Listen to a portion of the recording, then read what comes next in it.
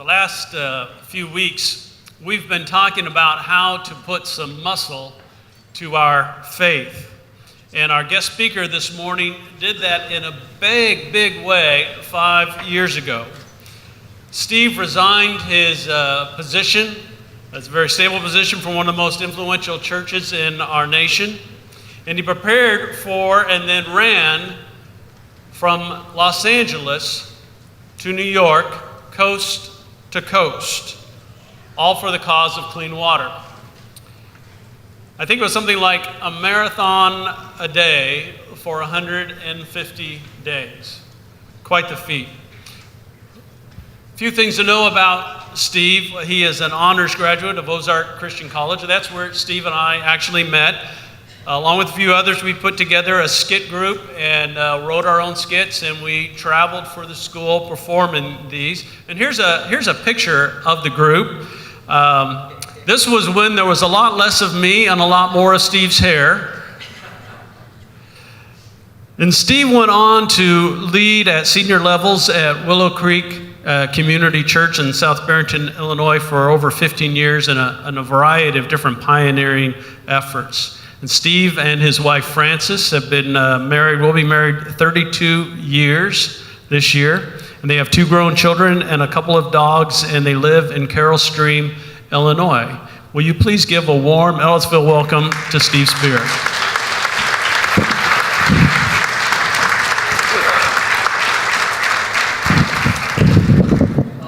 So much. It's awesome being with you guys here at Ellettsville, and it's really cool hanging out with Byron. We don't hang out nearly as much as we should, and probably more on me than him, because he's always letting me know how he's doing, and I let him know how I'm doing. But it's so cool just to be here and to hang out with Byron and to be with Angie and to have, it just doesn't, like when you have a great friend, you don't see each other for a while, and then the moment you lock eyes, it just feels like it's been just like a few minutes. So, other cool thing is that I think some of you know this. We didn't do this at the 9 o'clock service, and I'm kicking myself. Yesterday was Byron's birthday, if you didn't know that. So, like on the team that I lead, man, we make a big deal about birthdays. So I'm just going to pretend we're all part of the Team World Vision team right now, and we're going to sing happy birthday to Byron. Now, you got to pay attention at the end. I always throw a little bit of a thing on the end. And if you might do this at the end, just work with me, okay? And if you don't do this, you can do this at the next birthday celebration that you're at, and people will think you're a rock star, all right? So here we go. And we're going to sing. This is not just we're going to go after this. All right, ready? Happy birthday to you. Happy birthday to you. Happy birthday, dear Byron. Happy birthday to you. Hip hip. Hooray. Hip hip. Hooray. Hip hip. Hooray. That's awesome. What are you, 45? Something like that, yeah. So there definitely is a joke between Byron and I that actually is not really a joke, it's actually reality, that I owe him my life, okay? I really do owe him my life. So that skit group that we traveled with in 1984, which is like bizarre, that's 34 years ago. We were like right around this area 34 years ago in Bedford, Indiana. So that same summer though, so Byron invited me onto that team, and that summer's where I met my wife. So he's like, you owe me, like that part of your life, which is like a big deal, obviously. And then when I was graduating from Ozark, my senior year, I'd asked Frances to marry me in November of my senior year. In January, I wasn't even thinking about a job. Byron was always kind of looking out for me a little bit. And I didn't even have a job lined up, and I'd be graduating in a few months and like getting married. And so Byron, knowing this and knowing a little bit about me, he met a pastor in Iowa who needed a person on their team, and he made the connection between the two of us, and I ended up joining that team at this church in Iowa. So I owe him my career. So when you owe somebody your wife and your career, you sing happy birthday a lot to them. So anyways, It's really cool. I wanted to start out by showing you a couple of pictures and then making a confession to you. First of all, the first picture I want to show you, this is how the U.S. run began and ended. It was 5 years ago. This is the 5-year anniversary of the U.S. run. So it began on the left, April 8th, 2013. That's at the far west rail of the Santa Monica Pier. And when I got to that far west rail, I literally almost like collapsed on my knees. It was one of these moments where I'm going, oh my goodness, God. Not that I didn't know what might be in front of this. I mean, I became the 282nd person to do a successful U.S. crossing since records were kept in 1908. So I knew the odds were pretty stacked against me to actually complete the deal. But I just bowed and said, God, I need you. We need you. I'm dependent upon you. And then on the right side of this image is how the run ended on September 6th, 150 days later. This is the overlooking the Statue of Liberty in Battery Park. And that posture I thought about for a long time. When you spend 150 days largely by yourself, you get to have a lot of time to think. And I knew when I got to New York, if I were to get to New York, if God would grant the strength and the protection, I would fall to my knees instinctively, thanking him for his protection and his provisions over the U.S. run. The second image that I want to show you is of one of our World Vision sponsored children. This is Winnie. And you're going to meet Winnie a little bit more later in our time together. But this little girl has changed my life, changed my heart, changed my perspective on a lot of different things. And I just wanted you to kind of have an early introduction to who she is. Now I want to make a confession before you.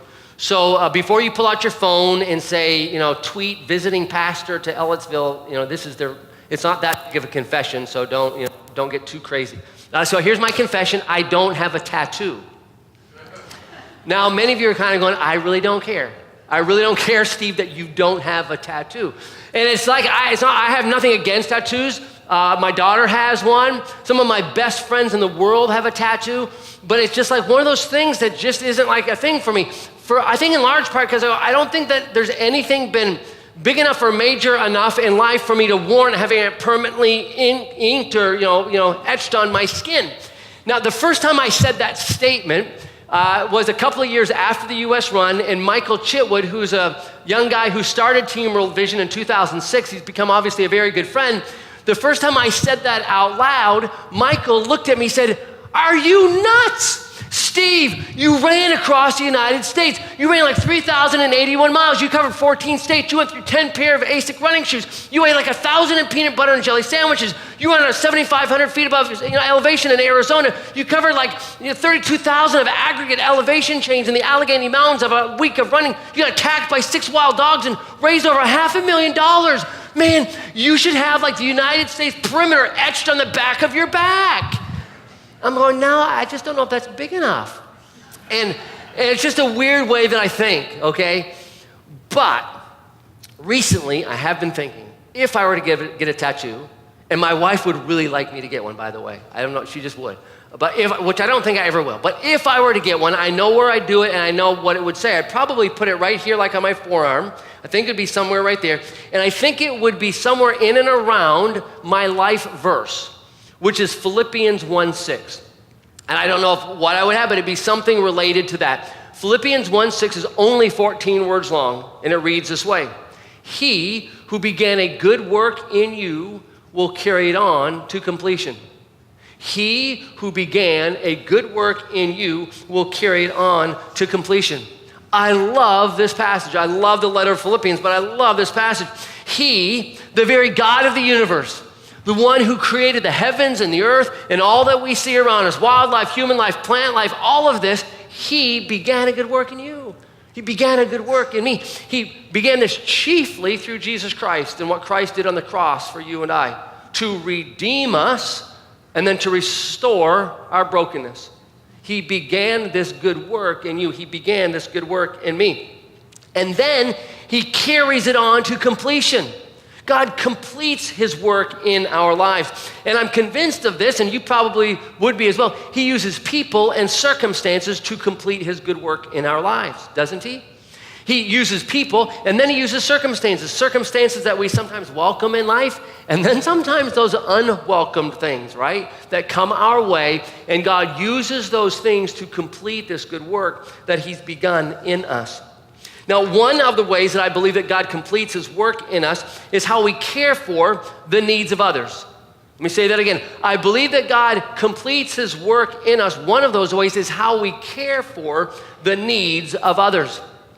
So this week, as Byron and many of you from the congregation took on this Matthew 25 challenge. You took on this daily challenge, this daily exercise of allowing your life to be altered in such a way so that you could be sensitized to the needs of others in our world. My hope and my prayer is that God completed something in you as a result of it. Of course, it's all based out of Matthew 25, and these words we know, they're very familiar to us, and I just want to remind us of these words from Matthew 25, where Jesus said, "For I was hungry, and you gave me something to drink." Or rather, you gave me something to eat. "I was thirsty, and you gave me something to drink. I was a stranger, and you invited me in. I needed clothes, and you clothed me. I was sick, and you looked after me. I was in prison, and you came to visit me." Then the righteous will answer him, "Lord, when did we see you hungry and feed you, or thirsty and give you something to drink? When did we see you a stranger and invite you in, or needing clothes and clothe you? When did we see you sick or in prison and go and visit you?" Then the king will reply, "Truly I tell you, whatever you did for one of the least of these, my brothers and sisters of mine, you did it for me." You see, when we care for the needs of others, something gets completed in us. Even this week, when you did these various challenges, whether going without lunch and then breaking that little fast with rice and beans, or not drinking, only drinking water on Tuesday, or sleeping on the floor, or wearing the same clothes twice, or doing any of those daily, I would call them exercises or disciplines, usually what happens when you do something different, it opens up a space in your life for God to work, for a new thought to come into your mind, a new observation. And in this particular case, Jesus is simply reminding us out of the book of Matthew that when we meet the needs of others, not only are we meeting him, we're actually seeing him in the lives of others. You see, Jesus gets up close and personal to us when we get up close and personal to others. And that's what I think happens. That's the bottom line. You get up close and personal to the needs of others. And by getting up close and personal, something forms in our hearts. Something powerful happens when we get up close and personal. And maybe you didn't have the opportunity to do the Matthew 25 challenge this week, but this happens, right? I mean, it was so cool to see some of the pictures. Byron was telling me all about the back to school bash that happened here on campus. And to see the pictures of what happened out in your parking lot was just flooded with people. What is it, last weekend, right? You know what? God completed something in every single one of you by you being a part of that experience. And think of the people who are on the receiving end of that. God's completing something in them. God completes his work in us when we get up close and personal into the needs of others. Something happens in our lives, and something happens in their lives as well. You see, it was something in and around this thought that happened in me personally, where God wanted to get up close and personal in a few areas. But when it comes to running, this is kind of a crazy thing. I'm like the most unlikely guy on planet Earth to have run across the United States. This was completely not in the cards. As a matter of fact, I didn't run my first marathon until 2007. It was the Chicago Marathon in 2007. Team World Vision began in 2006. World Vision, many of you are quite familiar with World Vision. We're the largest Christian humanitarian organization in the world. We serve in over 100 different countries, and it was founded in the mid-1950s. Team World Vision only began in 2006. It was the vision of God to a great friend of mine named Michael Chitwood. And in 2006, Team World Vision had its inception at the Chicago Marathon with 90 people wearing this orange jersey, 90 people. Fast forward for just a moment. This year we'll have 2,000 people running the Chicago Marathon with Team World Vision, largest charity by a factor of 3. We'll have 1,000 people running the Indy Monumental Half and Full Marathon in Indy in November. This year we will have nearly 15,000 people running a half or full marathon with Team World Vision, raising $15 million for clean water nationwide, over 425 church partners. But it started in 2006 with 90 people wearing a jersey like this. And a buddy of mine was one of them. I wasn't there, but a buddy of mine was. He ran that year. The very next day, my buddy calls me and he said, "Hey, Steve, you need to run the Chicago Marathon with me next year in 2007 with Team World Vision." And I had a simple 2-letter answer for him, which was N-O, followed by the phrase, I hate running. And for 4 months, my buddy pestered me to say yes. And for 4 months, I told him no. I said, friends, we can sponsor another child. My wife and I have sponsored a child. 2 months after we got married in 1986, we sponsored our first child with World Vision. But I said, we can sponsor another child. I can write a check. I do not need to run. And for 4 months, he continued to kind of lay it into me, and I successfully stiff-armed him. And then one evening in April of 2007, I can literally remember this day like it was yesterday. My wife and kids were gone. I was home by myself, and I heard this little whisper, nothing audible, but a little whisper that basically said, hey, Steve, as a pastor all the time, you're always inviting people to take a step out of their comfort zones. You're always inviting them to take a step beyond their fears. Why is it you're so unwilling to train for and run the Chicago Marathon? And I didn't have a good answer. And in that moment, I felt like I was being called. So I called my buddy the next day, and I said, I'm in. And he said, what changed your mind? And I said, I think it was God. I quickly adopted 4 goals for my first marathon. Goal number 1 was to hate running less every time I ran. Goal number 2 was to train well enough to make it to the starting line. Third goal was to finish before they closed the course. These were not high goals. And then the final goal was to raise $1,000 for clean water. And I completely thought it would be a one and out deal. But guess what happened? God completed something in me. Something formed in me, something further completed his work that he'd begun to do. And I could put my finger, there are definitely some things physically. Relationally, I started coming into a deeper level of friendship than I'd ever come into. And I honestly feel like, it's interesting just hanging out here this weekend. God authored kind of a cool friendship between Byron and I and 2 guys on our team from the Parable Players called Damon and Dave. And it was kind of something very powerful to me. And while I'd had friendships in ministry, there was a thing that was lacking. And God brought friendships into my life through this thing that have just rocked my world. He completed something in me. So the next year, Michael Chitwood, the guy that launched Team World Vision, he said, hey, Steve, the vision of Team World Vision is to have it anchored in the local church. We want to invite people who are out of shape, all sizes, all ages, all shapes, to run a marathon, but we've never had a church say yes to launch it from their stage. Would you be the first pastor to launch Team World Vision from their stage? And because God had done something in me, I said, yes, I'd be happy to. What do I need to do? Now, Michael told me, like, he described what I needed to do like he'd done it 100 times. I found out later he'd never even done it once. He was a very persuasive guy. But he said, it's really easy to make a 3-minute announcement. I'll give you the script. Then we're then going to show a 2-minute inspirational video. Then you can invite people up to the front after the service for a 10-minute info session. And we're going to talk them through their fears of training and fundraising, okay? I said, great, Michael. Sounds like a plan. It won't work. I said, who comes to church on a Sunday morning having no idea that an ass is going to come to run a marathon and they're going to say yes on the spot? I just said, it's not going to work.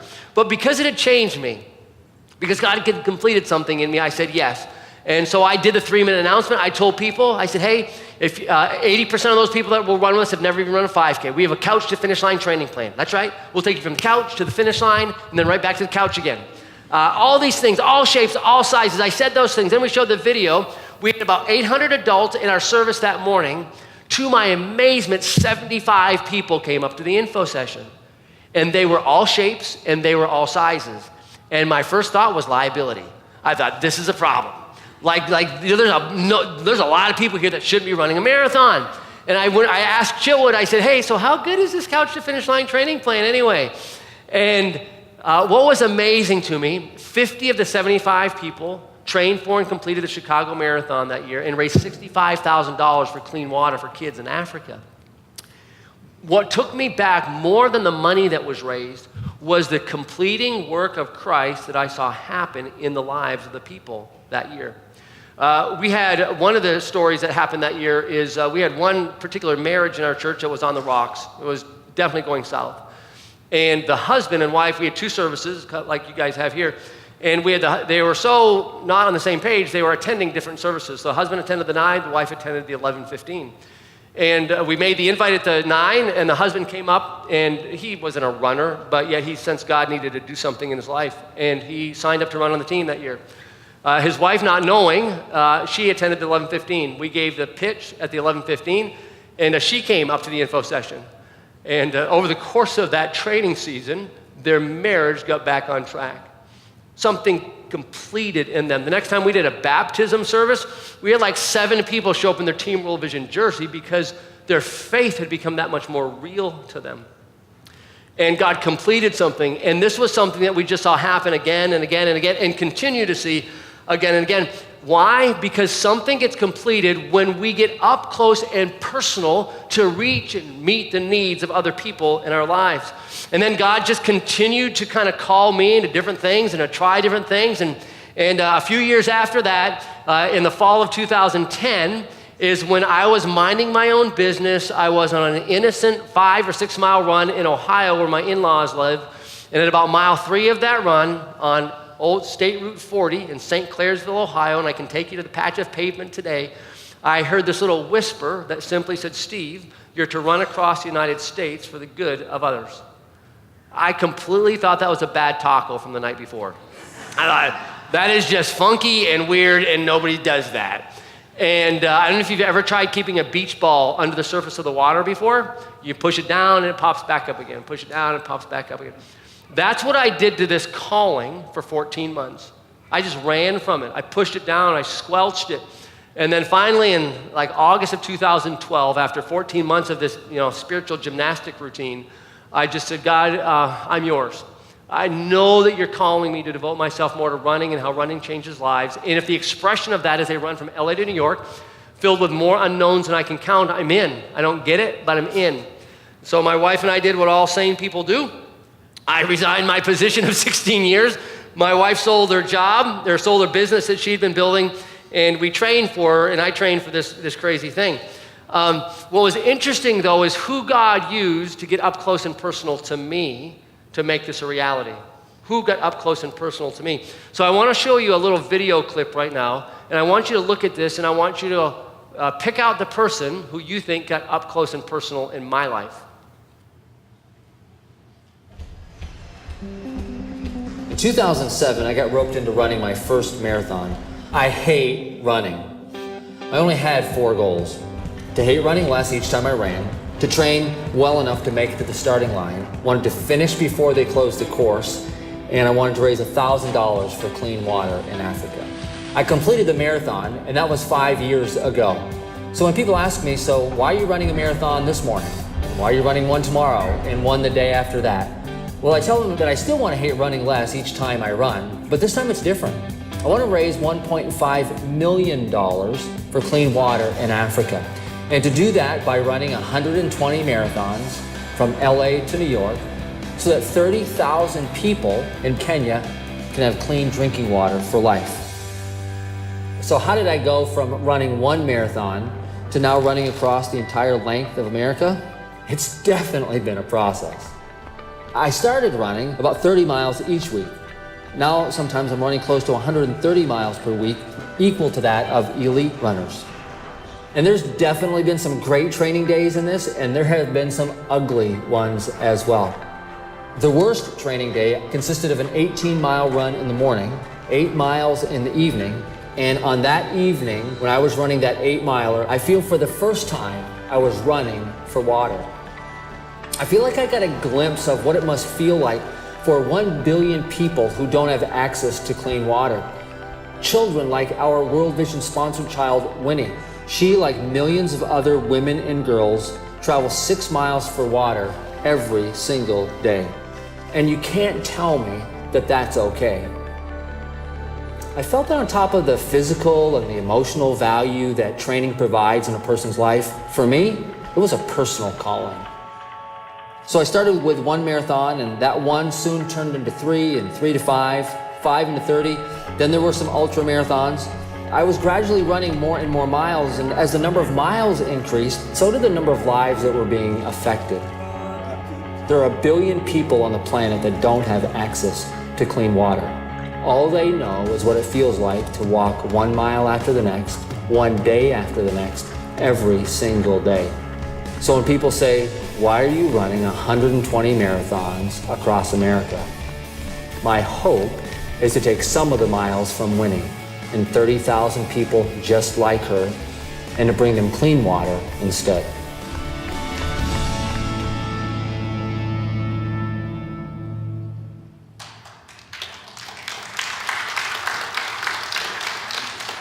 So who do you think got up close and personal in my life?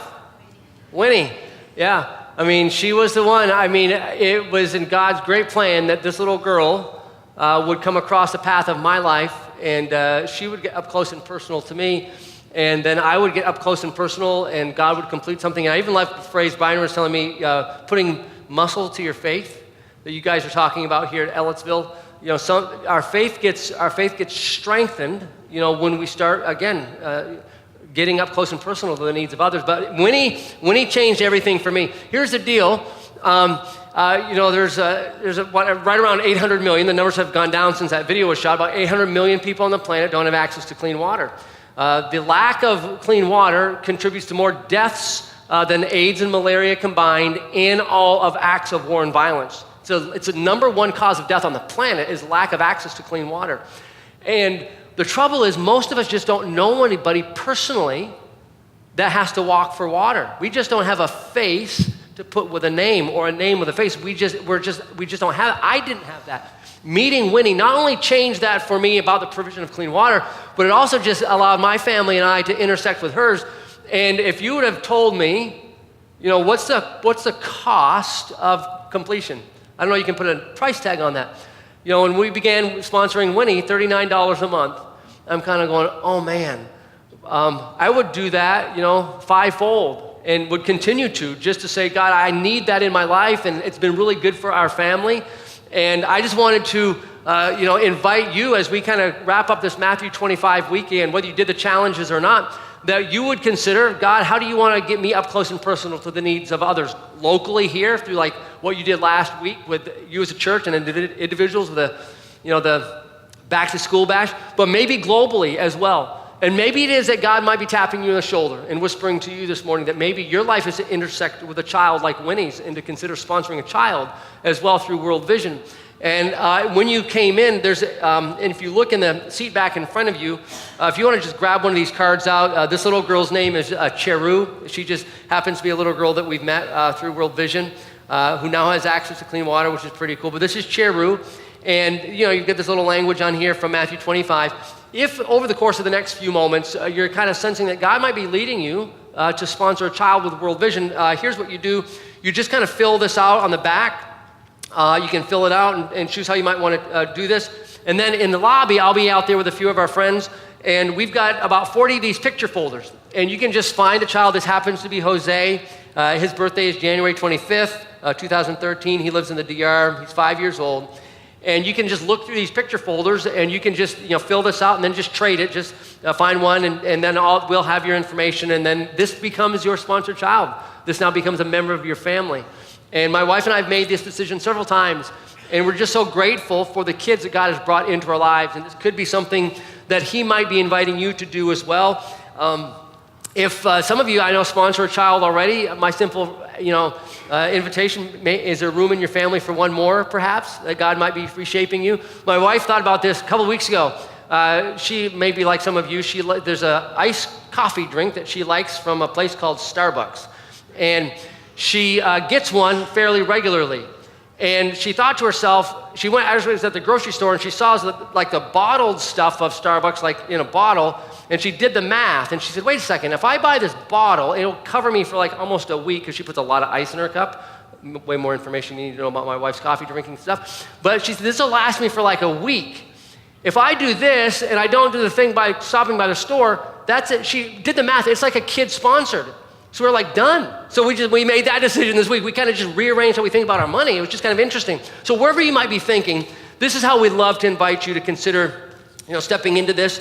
And again, come out and see us out in the lobby afterwards, and allow maybe a Winnie or a Jose or maybe somebody to intersect with your life and allow God to complete something in you as a result of it. I will tell you one quick story about the U.S. run before I close. And I could literally keep you here like all afternoon telling you stories from the U.S. run. I could keep you here till like 5 o'clock this afternoon. I won't, but I will tell you one. And this story happened just about a week before the run ended. I had just crossed into New Jersey, And something supernatural, almost unexplainable, occurred this day. First of all, I got a late start on my run that day. I did 35 miles on this day, and I didn't get started running until about 1 o'clock in the afternoon, which is a little ominous to start that much running at 1 o'clock in the afternoon. By 6 p.m., a gray sky had settled, and I was at mile 25, and I started up a fairly sharp incline. The week before was a brutal week of running through the Allegheny Mountains in Pennsylvania. I did 175 miles, and there was 32,000 feet of aggregate elevation change. So the last thing I wanted was another incline. And my first thought was, why is there a mountain here? Like, I'm in New Jersey. Like, isn't New Jersey supposed to be flat? I didn't know Western New Jersey topography that well. But with each uphill step, I just found myself getting more and more irritated as I went up this thing. The irritation soon turned to anger.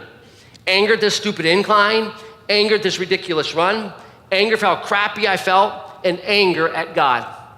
And while I'm not proud of that quiet road heard some choice words and letters from a very fatigued soul.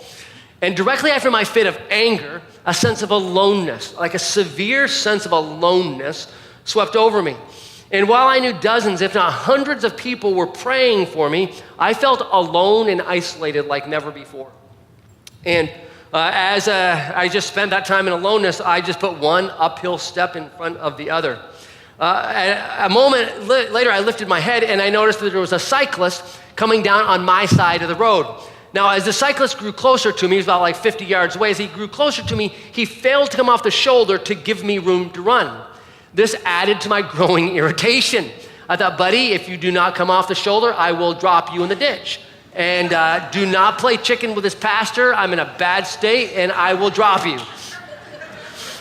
And when he got about 20 yards from me, he stopped, and he said, "You're Steve Spear, right?" And I was like, a little bit in disbelief, and I said, "Yes." And then he said, "You're the guy running across the United States for kids in Africa, right?" And continued disbelief, I said, "Yes." And then the next line out of his mouth floored me, as if what he already said hadn't.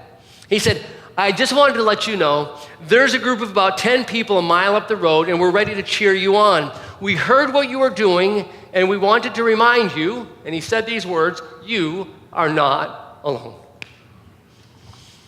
We believe in you."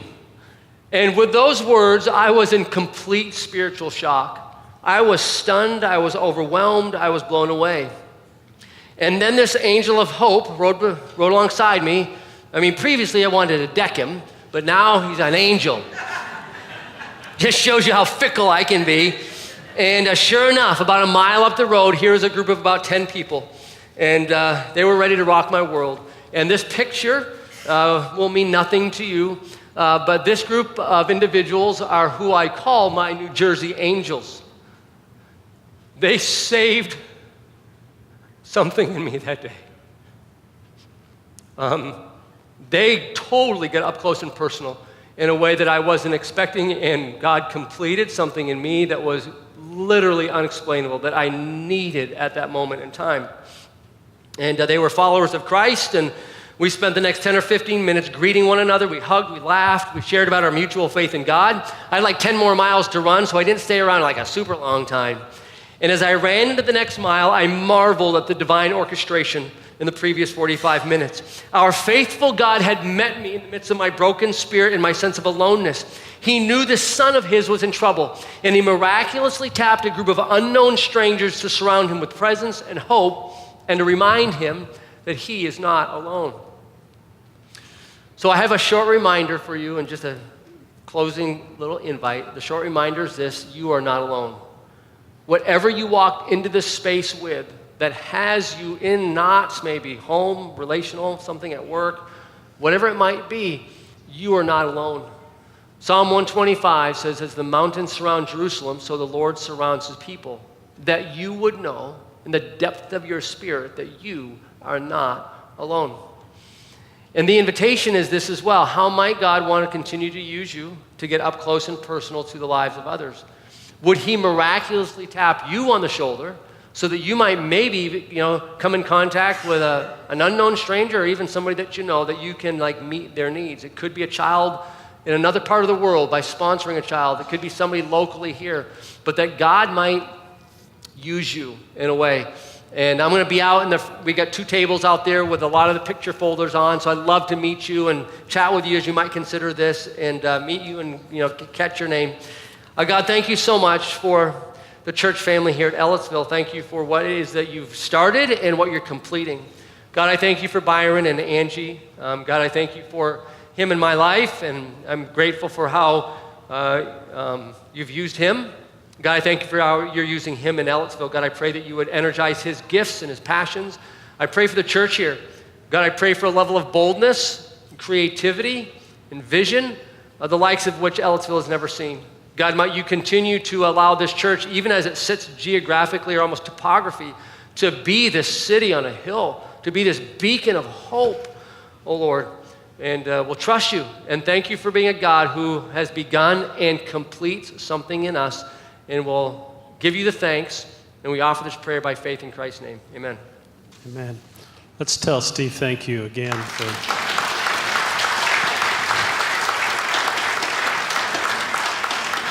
Our series has been practically perfect, and if you remember when we first started off, we talked about the word perfect has the idea of completion, being perfected, being completed.